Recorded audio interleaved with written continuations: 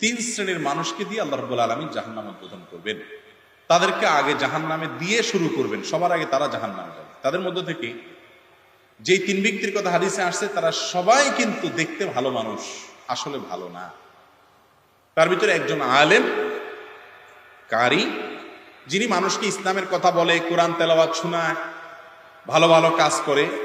এই ব্যক্তিকে আল্লাহ কিয়ামতের দিন ডেকে বলবেন, তোমাকে আমি অনেক কোরআন হাদিসের জ্ঞান দিয়েছি, আলেম হইছো, হাফেজ হইছো, কারি হইছো, সুন্দর কণ্ঠ আছে, সব দিছি, কি করছো তুমি বলো এগুলো দিয়া?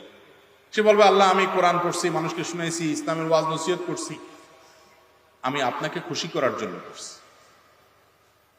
আল্লাহ বলবেন, না, তুমি মিথ্যা কথা বলতেছো, তুমি আমাকে আমার সন্তুষ্টির জন্য করো না, তুমি করছো মানুষের কাছে বাবা পাবা, লাইক পাবা, ভিউ পাবা, দুনিয়ার ধান্দায়। এবং যেটার জন্য করেছো সেটা দুনিয়াতে পেয়ে গেছো, এখন তোমার কাছে জন্য আমার কাছে আর কিছু নাই, আমার নেয়ামতের কোনো শুকর তুমি আদায় করো নাই, তুমি করছো দুনিয়ার জন্য, সেটা পেয়ে গেছো। এরপর তাকে জাহান্নামে ফেলা হবে। আর আরেক ব্যক্তিকে ডাকা হবে, ডেকে বলা হবে, তোমাকে আমি অনেক সম্পদ দিয়েছিলাম, কি করেছো? সে বলবে, আল্লাহ আপনার দেওয়া সম্পদ দিয়ে আমি মসজিদ, মাদ্রাসা, গরিব দুঃখী, ওয়াজ মাহফিল, ভালো ভালো কাজে দান সৎকার করছি, অনেক টাকা দিছি। আল্লাহ বলবেন, না, তুমি মিথ্যাবাদী, তুমি এগুলো এজন্য করেছো যে সবাই তোমাকে বাহবা দিবে, দানবীর বলবে, নাম যশ খ্যাতি হবে, এই সুনাম সুখ্যাতির আশায় তুমি করেছো।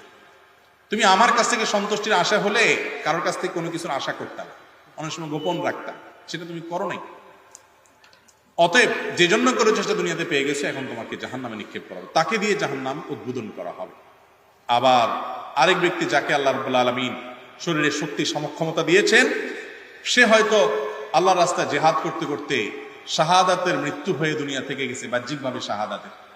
তাকে আল্লাহ ডেকে জিজ্ঞাসা করবেন, তুমি কি করেছো তোমার জীবনকে? সে বলবে, আল্লাহ গোটা জীবনই তো আপনার রাহে দিয়ে দিছি, আমি মৃত্যুর মুখে পতিত হয়ে গেছি, জীবন বাজি রেখেছি, আমি শাহাদাত বরণ করেছি। তুমি লড়াই করেছো বীর সাজার জন্য, যে সবাই তোমাকে বাহাদুর বলবে, বীর বলবে, হ্যাঁ, তুমি যোদ্ধা হবে, সুনাম শক্তির জন্য, সেগুলো দুনিয়াতে হয়ে গেছে।